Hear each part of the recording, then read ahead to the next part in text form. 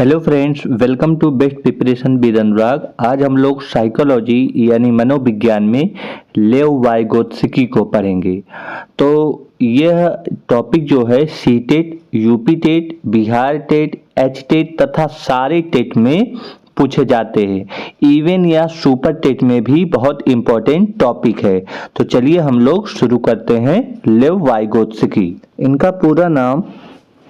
इनका पूरा नाम क्या था? Lev Semyonovich Vygotsky.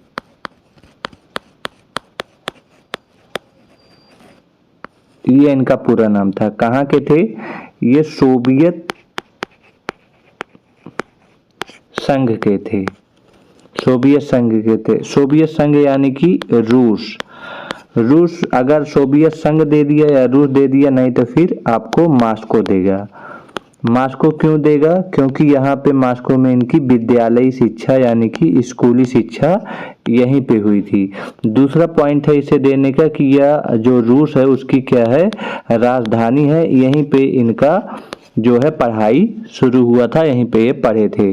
तो सोवियत संघ याद रखे रहना, रूस याद रखे रहना, मास्को याद रखे रहना। चलिए हम लोग देख लेते हैं कि कौन कौन से बुक्स थे जो इन्होंने लिखे थे। तो यहाँ पे हम दो महत्वपूर्ण बुक्स के बारे में चर्चा कर रहे हैं।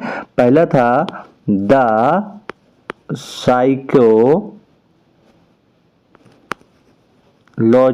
Of art.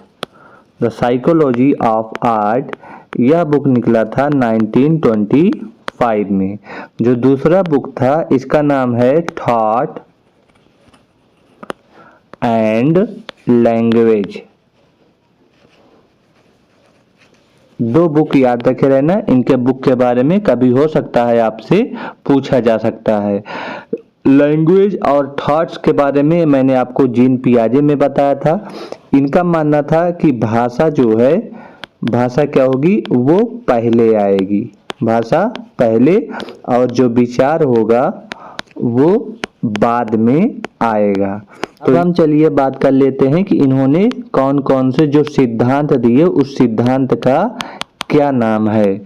तो उस सिद्धांत पे हम लोग चर्चा करते हैं। उनका नाम, इस सिद्धांत का नाम था सामाजिक सांस्कृतिक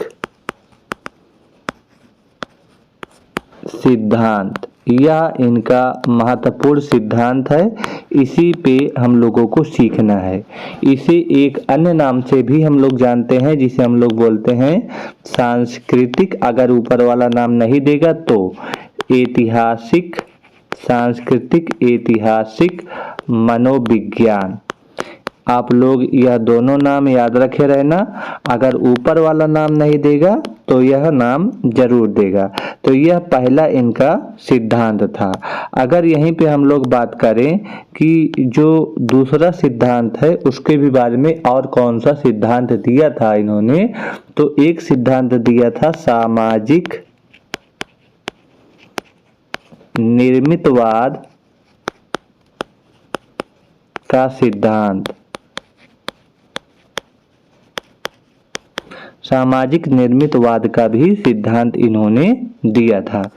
इस सिद्धांत में जो बताया गया है, जो महत्वपूर्ण माना गया है, वो है सामाजिक कारक को।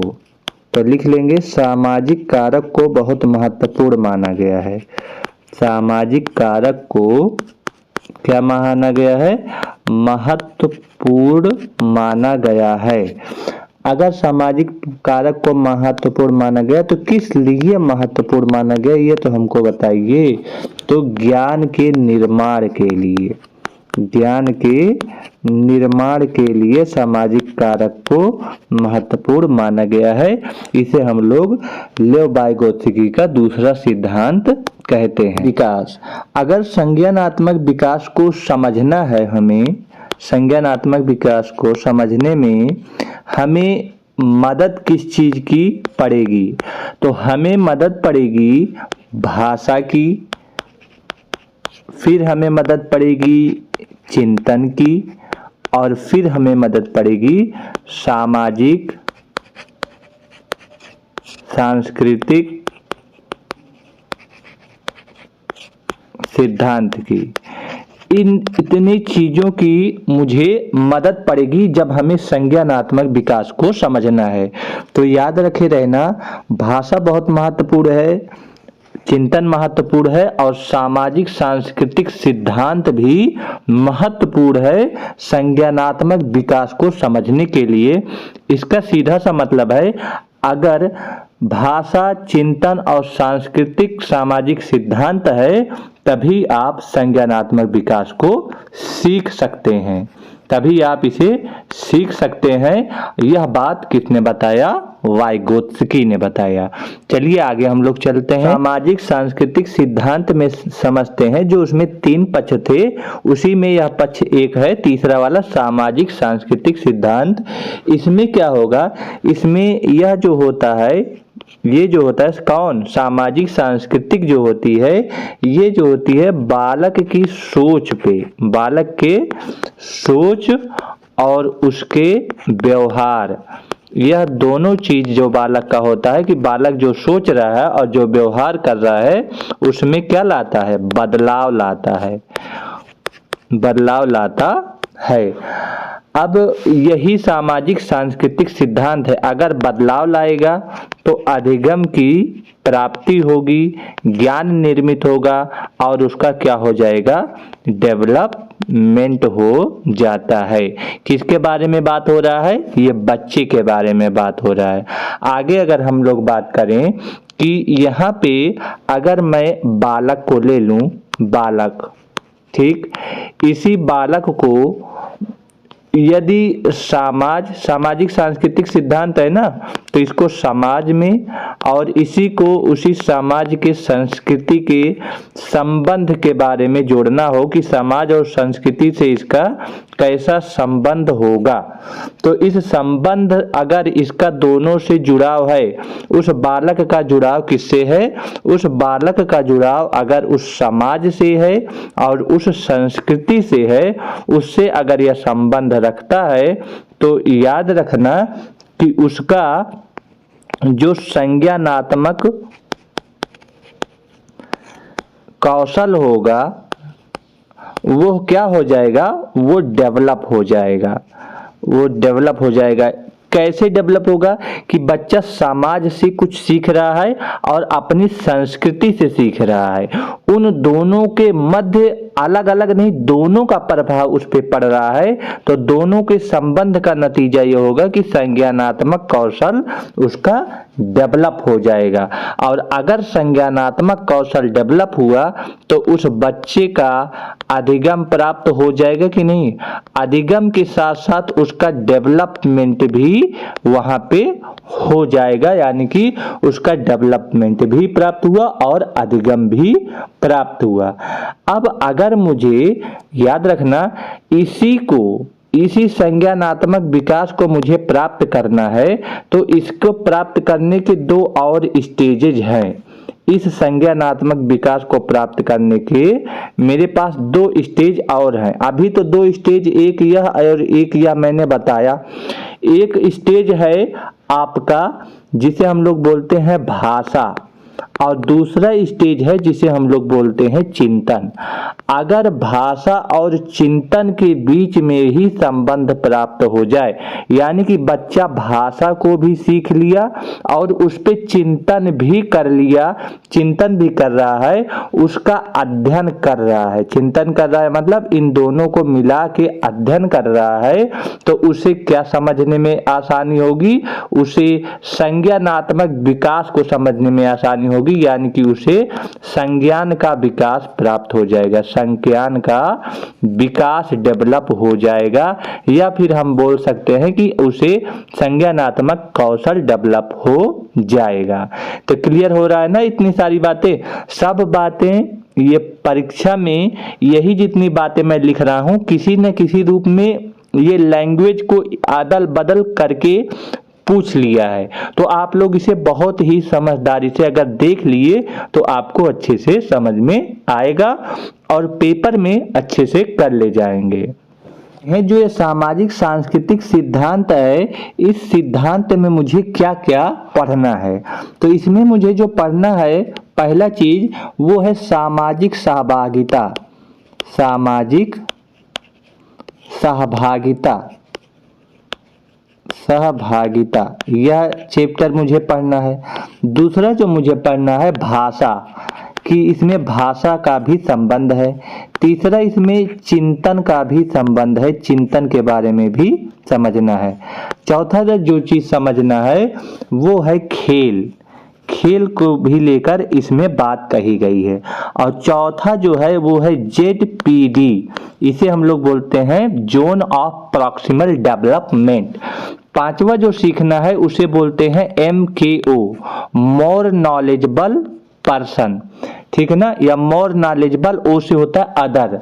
अब यहाँ पे अगला वाला जो इसमें सीखना पॉइंट, उसे हम लोग बोलते हैं ढांचा निर्माण।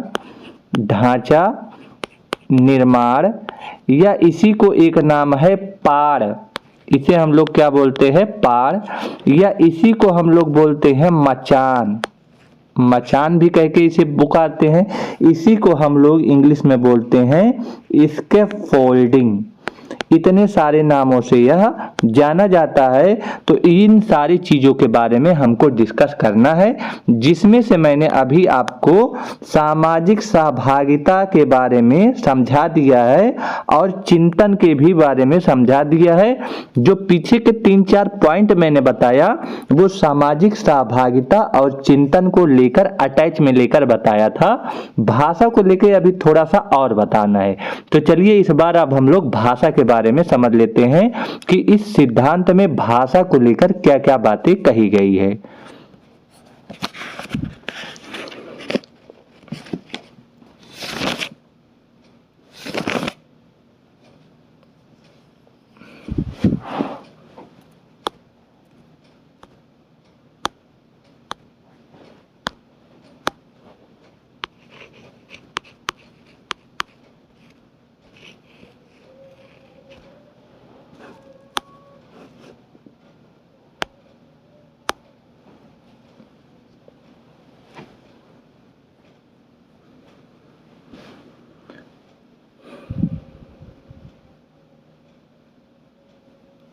भाषा को लेकर अगर देखिए हम लोग बात करें तो यहाँ पे समाज में अगर हमें संप्रेषण करना है यानी कि बातचीत करना है तो किसकी जरूरत पड़ेगी, भाषा की जरूरत पड़ेगी। तो यहाँ पे पहला पॉइंट हो गया, सामाजिक संप्रेषण के लिए भाषा बहुत जरूरी होती है। और दूसरी बात है कि अगर भाषा, चलिए समाज में आप बात कीजिए, अब वो बात खुद करेंगे यानी कि स्वनिर्देशित तरीके से, स्वनिर्देशित तरीके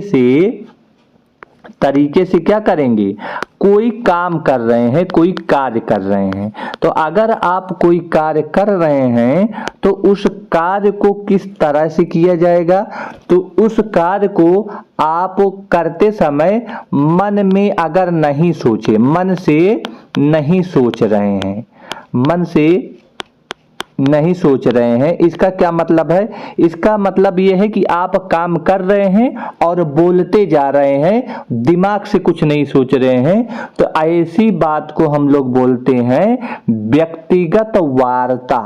क्या बोलते हैं, व्यक्तिगत वार्ता। इसी को एक नाम से जाना जाता है निज भाषा, निज भाषा। और इसी को हम लोग स्वकेंद्रित भाषा के नाम से जानते हैं, स्वकेंद्रित भाषा।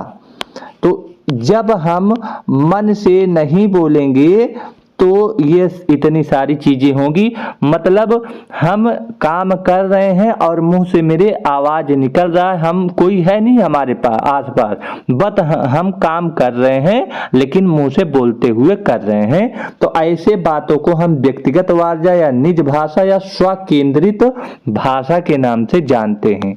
वहीं अगर मुझे अगर मुझे अब बात करूं कि जब हम मन से सोच के बोले, मन से सोच रहे हो, काम कर रहे हैं और मन से सोच कर बोल रहे हो, तो ऐसी भाषा को हम लोग बोलते हैं आत्म केंद्रित भाषा। इसे क्या बोलेंगे? आत्म केंद्रित भाषा, आत्म केंद्रित भाषा बोलेंगे। इसी का एक और नाम है, चाहे आत्म भाषा बोल दो, इसे आत्म भाषा भी इसे बोला जा सकता है, ये भी याद रखे रहना।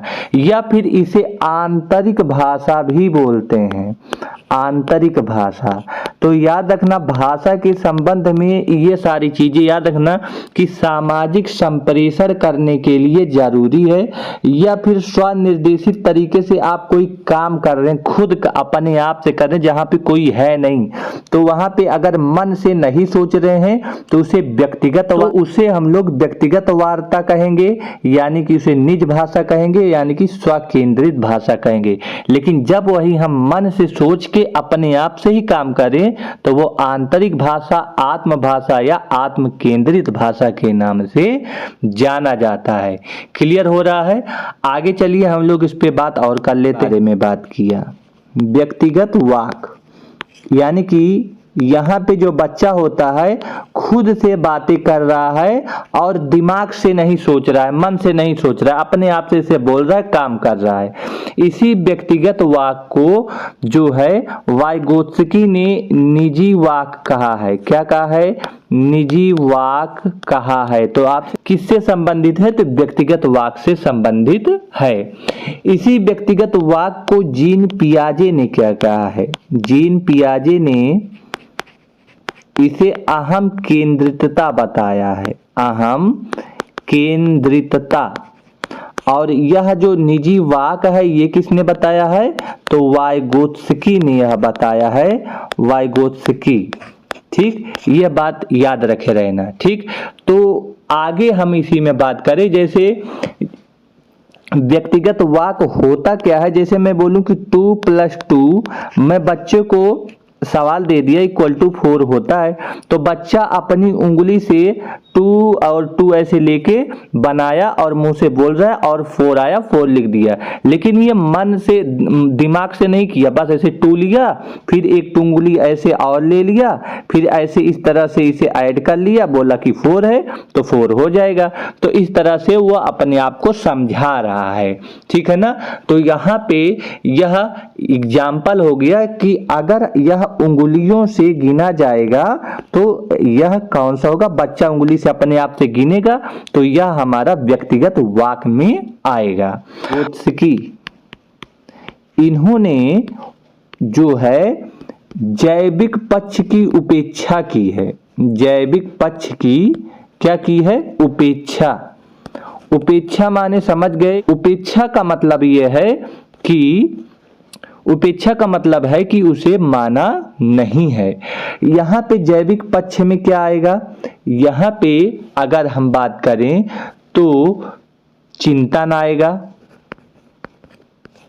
यहीं पे बच्चा जो है खोज करने की अवस्था में आएगा और खोज करने के दौरान बच्चा समझ अपनी बनाएगा, कुछ समझ बनाएगा, समझ बनाएगा। अब समझ अगर बना रहा है तो कुछ न कुछ उसके बारे में तो सूचना एकत्रित करेगा ना बच्चा। तो यहाँ पे उस समझ को बनाने के लिए सूचना एकत्रित करेगा। सूचना एकत्रित करने के दौरान वो बच्चा क्या करेगा?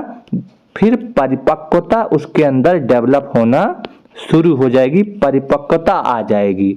और परिपक्वता के साथ साथ अब उसे अनुभव हो गया कि जब भी मुझे कोई भी चिंतन या कोई भी समस्या दी जाएगी इस तरह की, तो उसे इस तरह से मुझे करना होगा। तो उसे अब अनुभव के साथ साथ परिपक्वता भी प्राप्त हो गया। इसी दोनों को हम लोग कहते हैं पारस्परिक क्रिया। पारस्परिक अंतःक्रिया इसे बोलते हैं, पारस्परिक अंतःक्रिया।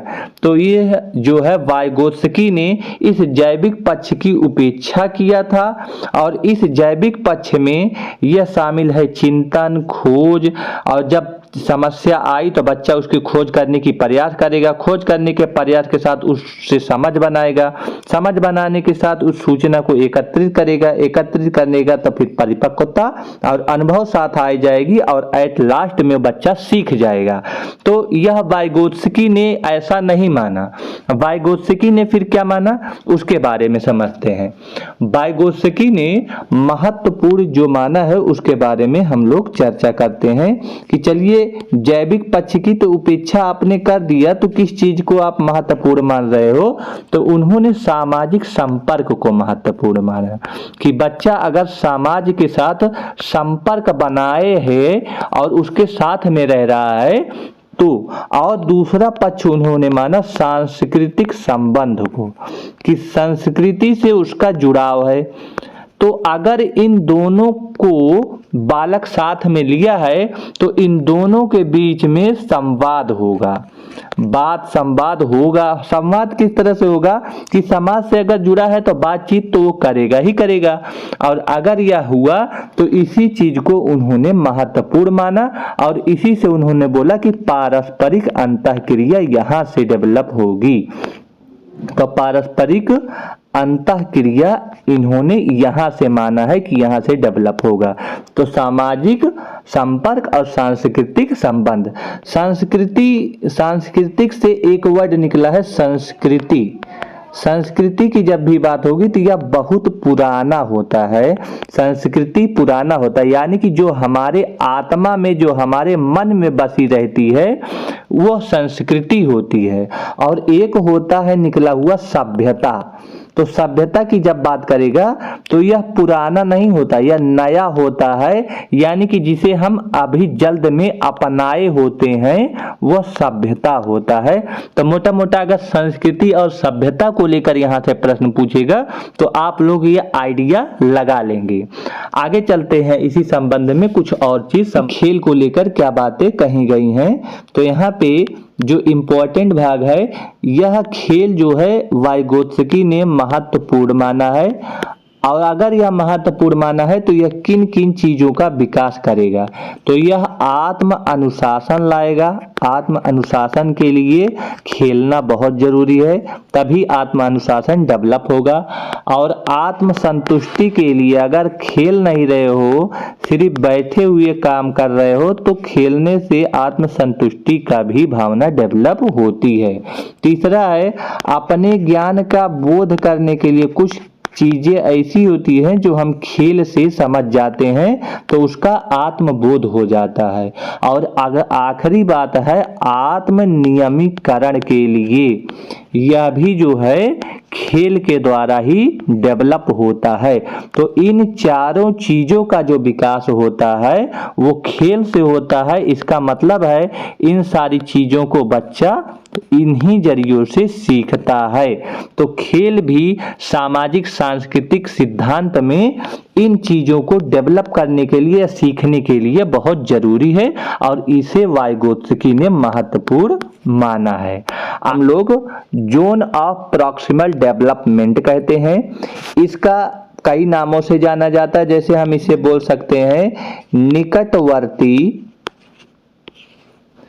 विकास का क्षेत्र, यह एक नाम हो गया, इससे भी जाना जाता है। दूसरा नाम इसे हम लोग समीपस्थ विकास का क्षेत्र भी कहते हैं। समीपस्थ विकास का क्षेत्र, इस नाम से भी इसे जाना जाता है। तो इसके चाहे हम ZPD कहें, जोन ऑफ प्रॉक्सिमल डेवलपमेंट, चाहे निकटवर्ती विकास का क्षेत्र कहें या फिर समीपस्थ विकास का क्षेत्र कहें, इन नामों से इसे जानते हैं। इसमें जो बच्चा होता है वह स्वतंत्र रूप से, बच्चा कैसा होना चाहिए? स्वतंत्र रूप से जो कार्य कर रहा है, कोई मान लीजिए काम कर रहा है, एक कंडीशन ये हो गई। और दूसरी बात है, बच्चा जो है जो काम करने की क्षमता रखता है, जो कार्य करने की क्षमता रखता है, इन दोनों के बीच यह बच्चा काम कर रहा है स्वतंत्र रूप से, यह बच्चा कार्य करने की क्षमता रख रहा है, इन दोनों के बीच का जो यह गैप है, यह गैप इतना सारा जो यह गैप है, इसे ही हम लोग ZPD कहते हैं, जोन ऑफ प्रॉक्सिमल डेवलपमेंट कहते हैं। इसमें क्या होता है, इसमें सहयोग दिया जाता है, हेल्प दिया जाता है, मदद किया जाता है, ताकि बच्चा यहाँ से कहाँ तक पहुँच सके, यहाँ तक पहुँच जाए बच्चा, यानी कि बच्चे का विकास यहाँ से होकर यहाँ तक पहुँच जाए। बच्चे के अंदर वो क्षमता है, वो काबिलियत है, जिसकी वजह से बच्चा जो पहले काम कर रहा है ये, वहां से ये भी काम कर सकता है। तो उसमें उस बच्चे को सहयोग दिया जाता है। और सहयोग किस तरह का सहयोग, चाहे वो परिवार से प्राप्त कर ले, चाहे वो अपने बड़ों से प्राप्त करे, चाहे वो शिक्षक से प्राप्त कर ले सहयोग, इन सारी चीजों को लेकर सहयोग वो प्राप्त कर सकता इन लोगों से। और वह सहयोग किस रूप में होता है, संवाद के रूप में, कि उसे हम लोग हेल्प कर सके, बता सके। तो संवाद के रूप में यह सहयोग दिया जाता है, जिससे बच्चा इस स्टेज को प्राप्त करके इस स्टेज में पहुंच जाए। उसे ही हम लोग क्या बोलते हैं कि ZPD बोलते हैं। अगर इसे हम लोग ग्राफ के मदद से समझें तो देखिए, एक ग्राफ अगर मैं लूं यहाँ पे यह, और एक ग्राफ और मैं लूं अगर यहाँ पे यह, ये दो ग्राफ मैं ले रहा हूं। अब इन दोनों ग्राफ के कैसे, यह जो बीच का क्षेत्र है, ध्यान से अगर आप लोग देखेंगे इस वाले बीच के क्षेत्र को, इसे हम लोग बोलेंगे कि बच्चा इस कार्य को स्वेच्छा से करेगा, यानी कि अपने आप से कर रहा है। स्वेच्छा यानी अपने आप से यह काम करेगा, हम जो कर रहा है ये काम, यहाँ पे ये जो काम करेगा ये उसकी क्षमता है, यहाँ तक वो कार्य करने की क्षमता रखता है, यह क्षमता रखता है। लेकिन इसके बीच में हमें क्या देना पड़ेगा, सहयोग देना पड़ेगा। यह जो बीच वाला गैप है, इसे हम लोग बोलते हैं ZPD। यहाँ पे हम लोग इसे क्या करेंगे, सहयोग देंगे। क्या करेंगे, सहयोग देंगे। तो हम लोग लिख लेते हैं कि यहाँ पे सहयोग दिया जाता है, सहयोग दिया जाता है। इसी को हम लोग अगर बोलें कि इसके ZPD के कितने, अगर आपसे पूछ लेगा कितने चरण होते हैं, तो याद रखना इनमें 4 चरण होते हैं। कितने स्टेजेज होते हैं ZPD में, सहयोग देने के 4 स्टेजेज होते हैं, जिसमें एक स्टेज का नाम है MKO, मोर नॉलेजेबल अदर। दूसरा होता है सहयोग देना, तीसरा शिक्षक के जरिए। तो ये सारे चरण आपसे पूछ सकते हैं ZPD के कितने चरण होते हैं। तो यह आपको 1 2 3 4 इस तरह से करके पूछेगा, तो आप लोग यह समझ लेना। आगे हम लोग बात करें अगर इसी में, आप लोग और अच्छे से समझ जाएं। जैसे यह ग्राफ को, इसको मैं दूसरी तरह से फिर से बता रहा हूं, इसे हम लोग बोलते हैं वास्तविक विकास का क्षेत्र। वास्तविक विकास का क्षेत्र, क्योंकि मैंने 3-4 लैंग्वेज बदल के आपको इसमें बताया है। देखिए अब कि यहाँ पे कार्य करने की क्षमता नहीं बोल रहा हूँ, वास्तविक विकास का क्षेत्र बोल रहा हूँ। और ये बाहर वाला जो है, इसे हम लोग बोल रहे हैं संभाव्य विकास का क्षेत्र। संभाव्य विकास का क्षेत्र, विकास का क्षेत्र यह हमारा हो गया। इसे जान रहा है, यानी कि क्या है क्या नहीं है। तो व्हाट इज ऑलरेडी नो, यहाँ पे बच्चा सारा चीज जान रहा है कि यहाँ पे क्या चीज होना चाहिए, क्या चीज हमें जानना है। यहाँ पे क्या है, व्हाट इज नॉट नो, मुझे नहीं पता है, तो यहाँ पे बच्चा नहीं जानेगा। तो व्हाट इज नॉट नो, यहाँ पे बच्चा कुछ नहीं जानता है कि उसे कहाँ पे कितना करना है।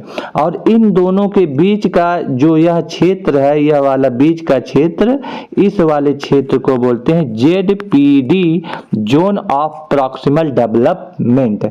यहाँ पे क्या होगा, व्हाट कैन बी नो, यहाँ पे व्हाट कैन बी नो, यहाँ पे यह जानेगा, कैसे जान सकता है, यहाँ विद असिस्टेंस के द्वारा यह जानेगा व्हाट कैन बी नो को। तो यहाँ पे याद रखना कि वास्तविक विकास के क्षेत्र और संभाव्य विकास के क्षेत्र के बीच का जो गैप होता है या बीच का जो अंतर होता है, उसे ही हम लोग जोन ऑफ प्रॉक्सिमल डेवलपमेंट के नाम से जानते हैं। अगर मैं बोलूं एक बच्चा है, उस बच्चे में जो विकास करना है टोटल 100% है, उसकी जो क्षमता है वो 100% क्षमता है, ठीक है ना, लेकिन वो कार्य कितना कर पा रहा है, 90% ही कार्य स्वतंत्रता पूर्वक से वो कर रहा है, यानी कि स्वेच्छा से वो काम कर रहा है। इसका क्या मतलब है, वास्तविक कार्य यही है बच्चे का, यह वास्तविक कार्य है और यह क्षमता जितना उसका संभाव्य कार्य है, इसे हम लोग क्या बोलेंगे, संभाव्य कार्य है। तो यहाँ पे अगर इसे सब्ट्रैक्ट करेंगे तो यहाँ पे 10% जो आया यही मेरा ZPD हो जाएगा, यानी कि 10% अगर उसे हम सहयोग के रूप में दे दें, सहयोग के रूप में, तो बच्चा पूरा 100% सीख जाएगा। आई थिंक यह एग्जाम्पल से आप लोग अच्छी तरह से समझ में आ गया होगा। तो चलिए हम लोग आगे बात कर लेते हैं।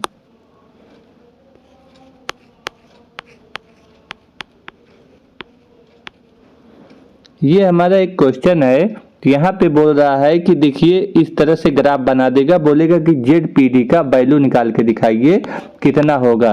तो ऐसे क्वेश्चन में जो सवाल होता है वो होगा capital X minus small x। इसका मतलब ये हुआ कि जो कैपिटल X है मेरा, अभी हम लोगों ने पढ़ा, ये है हमारा संभाव्य कार्य, इसे हम लोग क्या बोलेंगे, संभाव्य कार्य।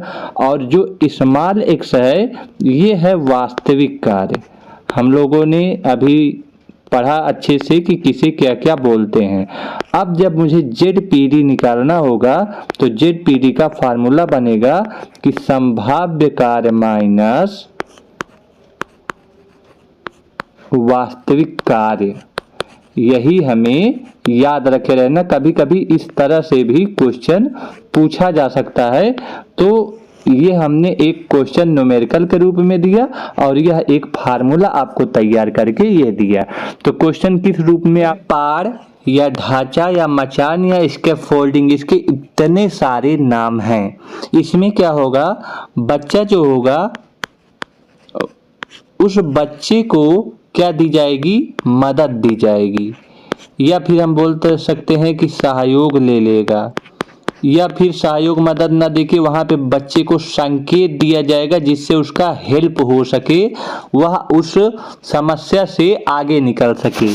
इसके जरिए वह आगे निकल जाए, वही पार या ढांचा या मचान कहलाता है। जो उसे मदद, सहयोग या संकेत दिया जाता है बच्चे को आगे बढ़ने के लिए, आगे बढ़ने के लिए, उसी को ही हम लोग क्या बोलते हैं, पार या ढांचा या मचान बोलते हैं, या इसके फोल्डिंग बोलते हैं। अब इसमें सहयोग कौन देगा, तो इसमें बड़े लोग दे सकते हैं, परिवार के लोग दे सकते हैं, जो बड़े लोग हैं या जो परिवार के लोग हैं, या जो साथी लोग हैं वो दे सकते हैं, या सहयोगी लोग जो होंगे वो दे सकते हैं। जो यहाँ पे ज़्यादा कौशल वाला होगा, बच्चे से ज़्यादा जो सीखा होगा, जो ज़्यादा नॉलेज रखा होगा, वो ऐसा काम करेगा।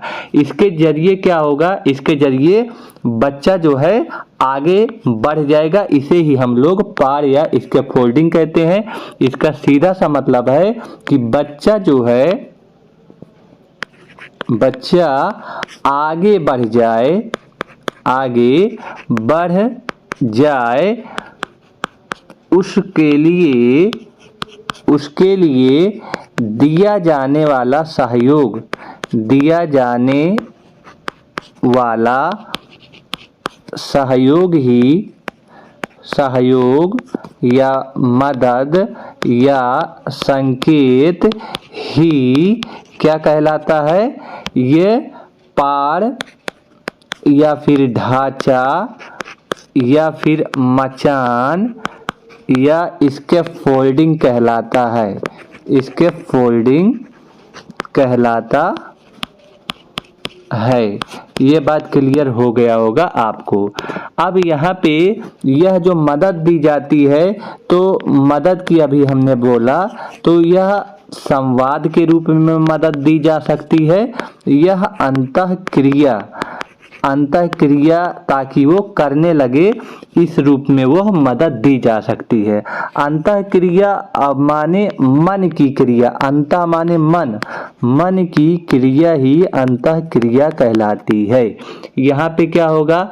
इसके जरिए से बालक के व्यवहार में और उसकी सोच में, दोनों में क्या आ जाएगा?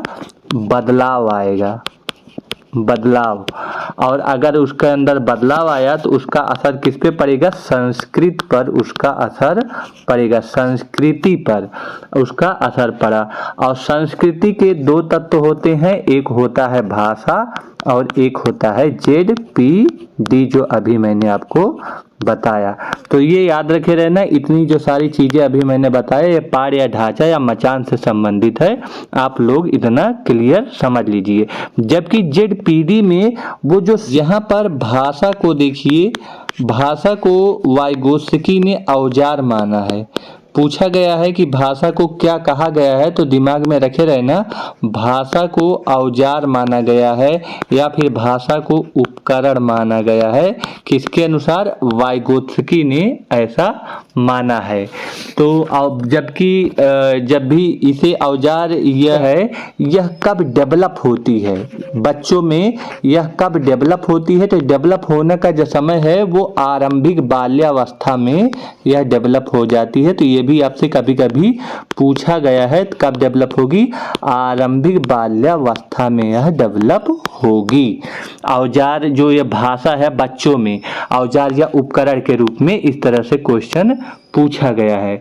और जब भी अगर बात करेगा सामाजिक सांस्कृतिक सिद्धांत के कारक कौन कौन से हैं, कारक के रूप में या फैक्टर के रूप में पूछा जाएगा, तो याद रखना उसमें संस्कृति है, समाज है और ऐतिहासिक पृष्ठभूमि भी शामिल होती है। तो यहाँ पे ये भी याद रखे रहना, कभी कभी ऐतिहासिक पृष्ठभूमि दे देते हैं। ये किसका कारक हैं?